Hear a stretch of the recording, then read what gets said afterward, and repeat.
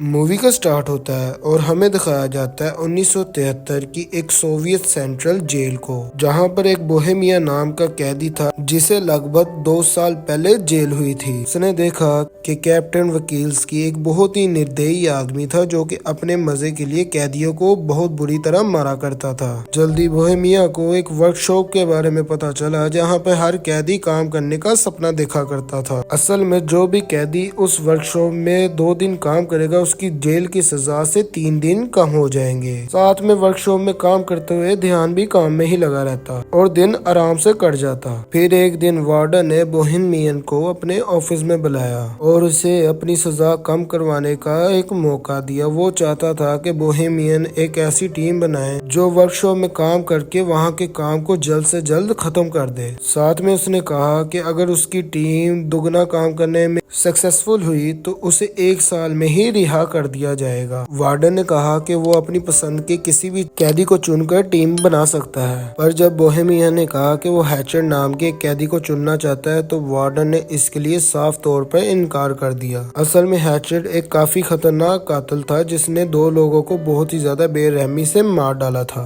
पर जब बोहेमिया ने कहा कि वो बहुत मेहनती है, वो जरूरी है टीम के लिए, तो वार्डन मान गया। आखिरकार बोहेमिया ने टीम बनाई जिसमें हैचर, नीडल, बुरा मास्टर और क्रेसी नाम के कैदी शामिल थे। बोहेमियन के दोस्त हैचर से थोड़ा डर रहे थे तो बोहेमियन ने उन्हें समझाया कि हैचर से बिना बात किए बस अपना काम करने दो। असल में बोहेमियन और हैचर काफी अच्छे दोस्त थे क्योंकि कुछ समय पहले हैचर ने बोहेमियन की जान बचाई थी। खैर जल्द ही उनकी टीम काम करने वर्कशॉप में आ पहुंची। वहां जाकर नीडल एक गार्ड को चेहराने लगा जिससे गार्ड को बहुत ज्यादा गुस्सा आया, लेकिन अभी वो नीडल को पीट नहीं सकता था क्योंकि उन्हें वर्कशॉप का बहुत जरूरी काम करना था। खैर फिर हम देखते हैं कि सभी कैदी काम करने की तैयारी कर रहे थे। कुछ देर बाद गार्ड ने वहां आकर सबको चॉकलेट दी क्योंकि उसकी वाइफ ने एक लड़के को पैदा किया था। लेकिन बाद में कैप्टन ने गार्ड को समझाते हुए कैदियों से दूरी बनाए रखने को कहा क्योंकि उनमें और जानवरों में कोई भी फर्क नहीं। अगर उन्हें लगा कि गार्ड नरम स्वभाव का है तो उसे कच्चा चबा जाएंगे। उधर बोहेमियन की टीम की मुश्किलों की शुरुआत हो गई थी क्योंकि यहाँ पर हैचर ने मशीन चालू करने से इनकार कर दिया। कैप्टन ने बोहेमिया को इशारा किया तो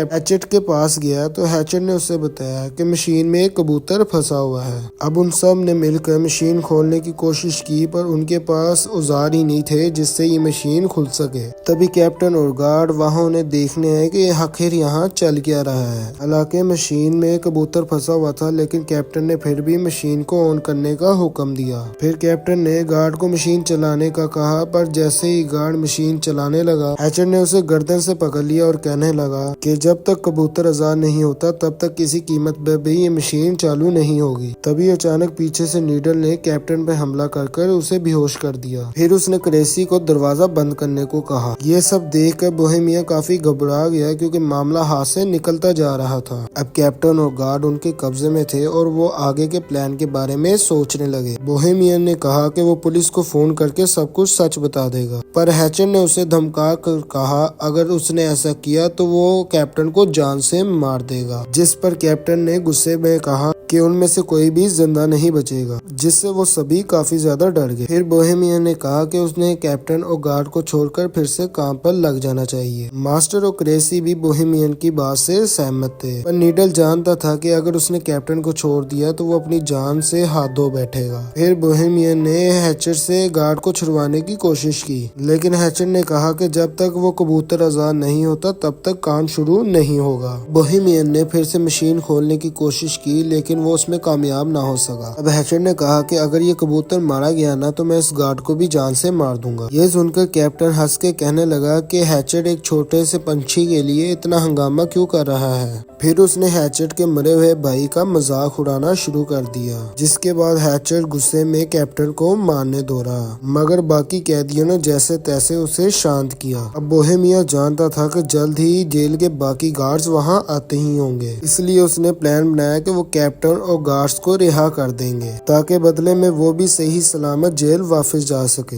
खैर कुछ ही देर में गार्ड आकर दरवाजे को खटखटाने लगे। तभी कैप्टन ने चिल्लाकर उन्हें सारा हाल बता दिया। बोहेमियन ने दरवाजे पर जाकर अपनी बात की, लेकिन तभी बाहर दरवाजे को खोलने लगे और एक गार्ड गाड़ी में बैठकर बाकी गार्ड्स को बुलाने चला गया। इधर बूढ़े मास्टर ने कहा कि वो बाहर जाके बाकी गार्ड से बात करेगा। फिर वो हाथ खड़े करके दरवाजे से बाहर निकला तो एक गार्ड ने उस पर बंदूक तान ली। फिर उस गार्ड ने बिना किसी बात के अचानक से ही गोली चला दी, जिससे मास्टर की मौके पर ही मौत हो गई। जब बोहेमियन और उसके साथियों को इस बात का पता चला तो बोहेमियन ने गुस्से में ही कंट्रोल यूनिट को तोड़ डाला, जिसके बाद दरवाजा फिर से बंद हो गया। फिर कुछ समय बाद जेल वार्डन और एम्बुलेंस वहां पहुंच गई। वार्डन ने कहा कि वो उन कैदियों से बात करके मामला सुलझाना चाहता है। वार्डन ने पुलिस वालों को दूर भेजने की कोशिश की ताकि कैदी डर कर कोई गलत कदम ना उठा लें, मगर पुलिस चीफ तो वहां से हिलने को तैयार ही नहीं था। इधर कैदियों की टोली अंदर ही फंसी हुई थी और उन्हें कुछ भी समझ नहीं आ रहा था।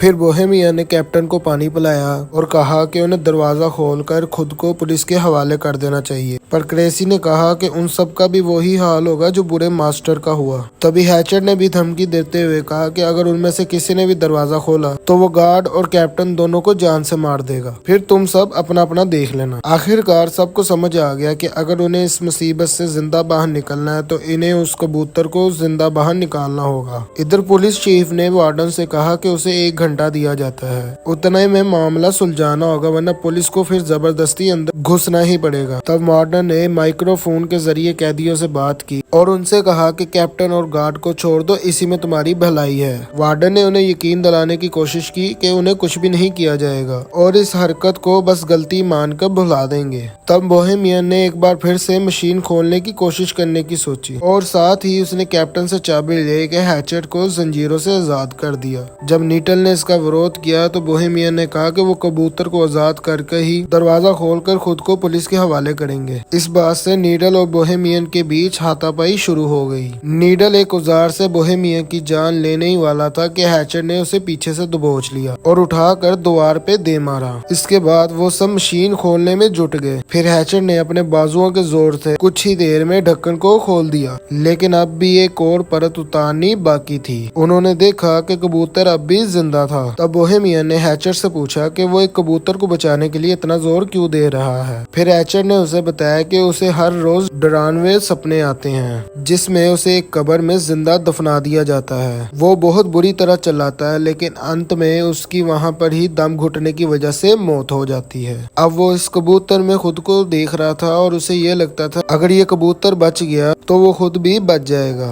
और उसके बुरे सपने आना बंद हो जाएंगे। खैर फिर मशीन खोलने के लिए बोहेमियन ने गार्ड से मदद मांगी तो उसने कहा कि पहले उन्हें कैप्टन को रिहा करना होगा ताकि कैप्टन बाहर जाके पुलिस को सब कुछ बता सके, मगर नीडल उसे छोड़ने के लिए हरगिज राजी नहीं था और फिर उसने अचानक से कैप्टन पर लकड़ी से वार कर दिया। बोहेमियन ने गार्ड को समझाया अगर हमने कैप्टन को छोड़ दिया तो हमारे साथ तू भी मारा जाएगा, क्योंकि सिर्फ तुम्हें बचाने के लिए वो गोलियों का इस्तेमाल तो नहीं छोड़ेंगे ना। फिर बोहेमियन ने गार्ड को भी जंजीरों से बांधने की धमकी दी तो वो मदद के लिए तैयार हो गया। वही बाहर पुलिस, कैप्टन और वार्डन ये सोच रहे थे कि इस मामले को कैसे सुलझाया जाए। वार्डन को यकीन था कि कैप्टन और गार्ड अब भी जिंदा हैं। इधर वर्कशॉप में क्रेसी और गार्ड दूसरे कमरे से एक औजार लेने गए। क्रेसी ने कहा कि हैचर शुरू से ही एक बुरा आदमी नहीं था, पर एक रात ने उसकी पूरी जिंदगी को तबाह करके रख दिया। उस रात हैचर के भाई की शादी थी और उसने बहुत ही ज्यादा शराब पी ली थी। जब हैचर के भाई ने उसे रुकने को कहा तो नशे में हैचर ने अपने भाई को ही मार डाला। जब उसके पिता ने उसे रोकने की कोशिश की तो